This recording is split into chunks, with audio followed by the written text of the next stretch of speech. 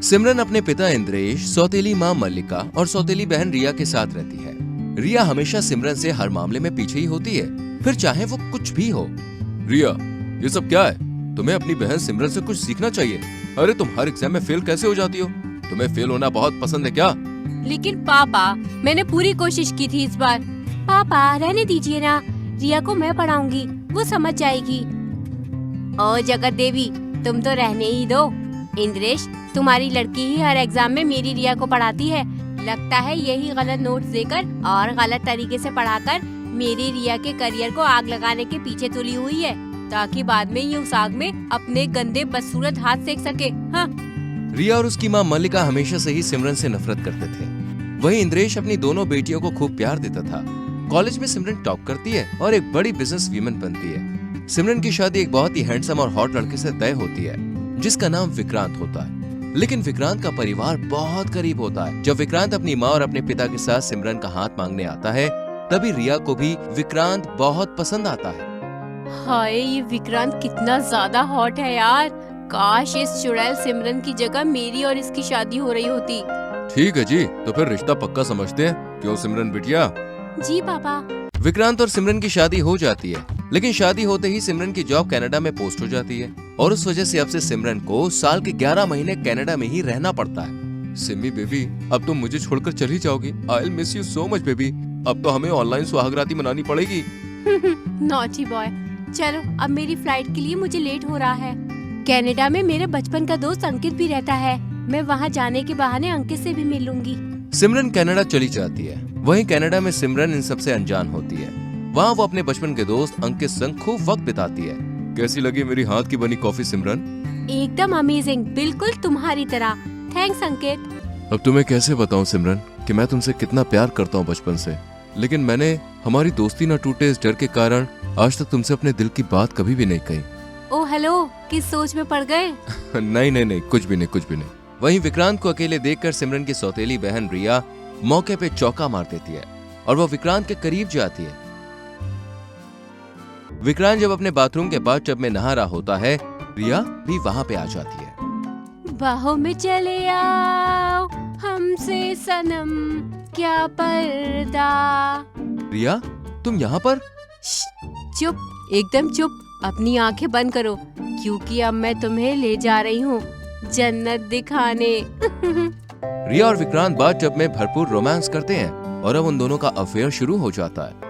विक्रांत और रिया अक्सर एक दूसरे को मिलते हैं और एक दूसरे के संग रोमांस करते रहते हैं। एक दिन जब रिया और विक्रांत रोमांस कर रहे होते हैं, तभी आजा न छूले मेरी चुनरी सनम, कुछ न मैं बोलूं तुझे मेरी कसम। आई जवानी सर पे मेरे, तेरे बिन क्या करूं जवानी बेरहम। अरे रिया, तुम्हारी बहन को तो जरा भी खबर नहीं है कि हम दोनों का यहाँ पे लव लपाटा चल रहा है। वो वहाँ से पैसे भेज रही है कमा कमा के और यहाँ पे हम अय्याशी कर रहे हैं और ऐसे ही करते रहेंगे। तभी अचानक से सिमरन का वीडियो कॉल आता है। ओ तेरी, नाम लिया और ये भूतनी हाजिर। विक्रांत बेबी, जल्दी से शर्ट पहन लो और उससे वीडियो कॉल पर बात भी कर लो। विक्रांत तुरंत शर्ट पहनकर सिमरन से वीडियो कॉल पे बात करता है। एक दिन अचानक से जब रिया को छुट्टी मिल जाती है, तभी वो विक्रांत को सरप्राइज देने के लिए उसे बिना बताए कनाडा से सीधा इंडिया के लिए निकल पड़ती है। और जब वो घर पे जाती है, तभी अपने पति को अपनी सौतेली बहन की गोदी में रोमांस करते हुए देख लेती है।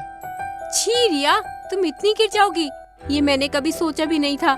मेरी सौतेली बहन होकर तुम मेरी सौतन बन गई। तुम्हें ये करते हुए बिल्कुल शर्म नहीं आई ना?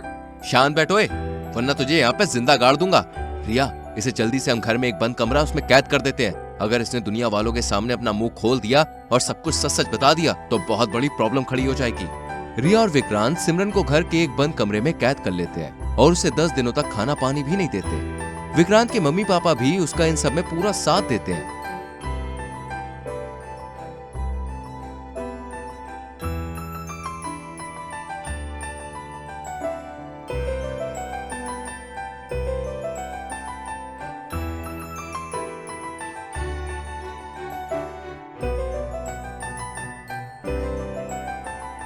जब 10 दिनों तक अंकित सिमरन से कांटेक्ट नहीं कर पाता है, तो वो इंडिया में उसके ससुराल पहुंच जाता है। ये मेरी फ्रेंड सिमरन का ससुराल है। उसका एड्रेस मुझे उसके ऑफर लेटर से मिल गया था। वो पिछले 10 दिनों से फोन कॉल्स का जवाब नहीं दे रही है। कहाँ है वो? जरा बुलाइए उसे बाहर। अरे ये तुम कैसी बातें कर रहे हो? सिमी अभी तक कनाडा से नहीं आई है वापस, समझे? चलो जाओ। क्या? हाँ, चाहिए तो आप, अगर चाहते हो तो चेक कर लो। अंकित को बहुत हैरानी होती है, लेकिन उसे विक्रांत पे शक होता है जब वो खिड़की से विक्रांत को सिमरन की सौतेली बहन रिया के संग नजदीकियां बढ़ाते हुए देखता है। वो दिन रात उसके घर पर नजर रखता है और खिड़की से पता लगा लेता है कि विक्रांत ने सिमरन को एक कमरे में कैद किया हुआ है। अंकित पुलिस के साथ उस दरवाजे को तोड़ता है और सिमरन को बचा लेता है। इंस्पेक्टर साहब, गिरफ्तार कर लो इन दरिंदों को, गिरफ्तार कर लो इन दोनों को। तुझ जैसे पति और तुझ जैसी बहन भगवान किसी को न दे। पुलिस रिया और विक्रांत को गिरफ्तार करके ले जाती है और अंत में सिमरन को भी अंकित से प्यार हो जाता है और वो दोनों शादी करके हंसी खुशी साथ रहते हैं। एक फीमेल पुलिस इंस्पेक्टर से प्यार होता है, लेकिन कमला देवी को उसका ये फैसला गवारा नहीं था। नहीं रोहित बेटा, तू एक पुलिस अफसरनी से शादी नहीं करेगा। मेरी छाती पर मूंग दलेगी वो दिन रात। ऐसी बात नहीं है माँ, शिल्पा दिन भर अपनी ड्यूटी पर जाएगी और वो दिन भर अपने काम में ही व्यस्त रहेगी।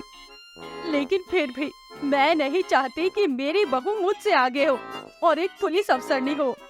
अरे भाग्यवान, काहे को इतना नाटक कर रही हो? तुम तो ऐसे बर्ताव कर रही हो जैसे कि तुम कोई चोर हो और बहू आकर तुम्हारे हाथों में हथकड़ियां ही पहना देगी। सुरेंद्र रोहित और शिल्पा के रिश्ते के लिए सहमति जताता है और रोहित और शिल्पा की शादी हो जाती है। पुलिस बहू आने के बाद कमला बहुत परेशान हो जाती है। ओ बहू रानी, तू मेरे कमरे में क्या कर रही है? अरे तहकीकात करनी है तो कहीं और जाकर कर।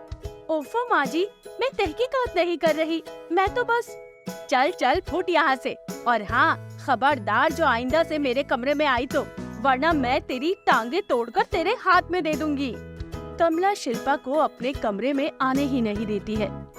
एक दिन कमला के घर उसके पड़ोसने उर्मिला और कन्नो आती है और वो कमला को झाड़ू से कूटती है। ये ले कमला, तेरी तो ऐसी की तैसी, भैंस मोटी चुड़ैल कहीं की। अरे अरे अरे, मेरी माँ जी की चटनी क्यों बना रही हो आप दोनों? ये देख, ये तेरे घर पर मेरे घर का शोपीस है, ये कमला ने मेरे घर से चुरा कर लाई है। और ये देखो शिल्पा बेटी, ये चीनी बेटी की महंगी कटोरी, ये भी कमला ने मेरे घर से चुराई है। तेरी सास चोर है। माँ जी, नॉट फेयर, आपने ये बहुत गलत किया, चोरी करना पाप है। अब माफ करना, लेकिन मुझे ये कटोरी और शोपीस बहुत पसंद आया था। इस बार तुझे माफ कर रहे हैं कमला, अगली बार तो तुझे मिक्सर में डालकर पीस दूंगी मैं, सच में। मोहल्ले में चोरियां होने लगती है। कन्नो बहन, मेरे घर से भी किसी ने हाथ चुराया है। मेरे तो आटे के डब्बे में रखे हुए सारे पैसे चोरी हो गए और मेरे भी गहने और महंगे बर्तन चोरी हो चुके हैं। मुझे तो कमला पर ही शक हो रहा है। हाँ उर्मिला बहन, मुझे भी। फिर सारी औरतें चुपके से कमला के घर जाकर तलाशी करती हैं और उन्हें कमला के घर में कुछ नहीं मिलता।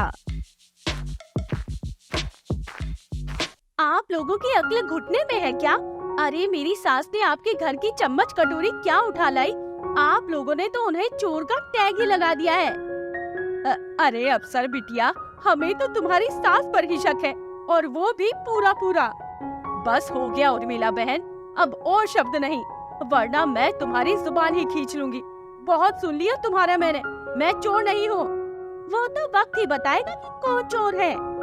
आप लोग चिंता मत कीजिए, मैं ये केस हैंडल कर रही हूँ। मोहल्ले में सबके गहने और पैसे जिस चोर ने चुराए हैं, मैं उसका पता जल्द से जल्द लगा कर रहूंगी। शिल्पा उस चोर को ढूंढना शुरू करती है। लेकिन एक दिन जब कमला दूसरे मोहल्ले के बाजार में जाती है, तभी वहाँ वो शिल्पा को वर्दी में नहीं बल्कि साधारण कपड़ों में देखती है। ये शिल्पा बहू साधारण कपड़ों में कैसे? ये तो वर्दी पहनकर निकली थी घर से। कमला उधर की उधर शिल्पा को कॉल लगाती है। हेलो, कहाँ मर गई मेरी दुखी बहू रानी? माँ जी, मैं पुलिस स्टेशन में ही हूँ। बको, क्या बकना है? इसका मतलब ये कुछ तो छुपा रही है। बहू, हाँ कुछ भी नहीं। कमला उस दिन शिल्पा का पीछा करती है और फिर वो उसे एक सुनसान जंगल के रास्ते में जाते हुए देखती है। जहाँ जाकर शिल्पा एक घर में जाती है और वहाँ उसे ढेर सारा सोना और पैसा छुपाया होता है। सबको लगता है मैं पुलिस हूँ, लेकिन असल में तो मैं ही असली चोर हूँ। ओ तेरी, इतना बड़ा झूठ! तू अब गई चोरनी बहू, इसलिए इसने कभी हमें पुलिस स्टेशन का पता नहीं बताया।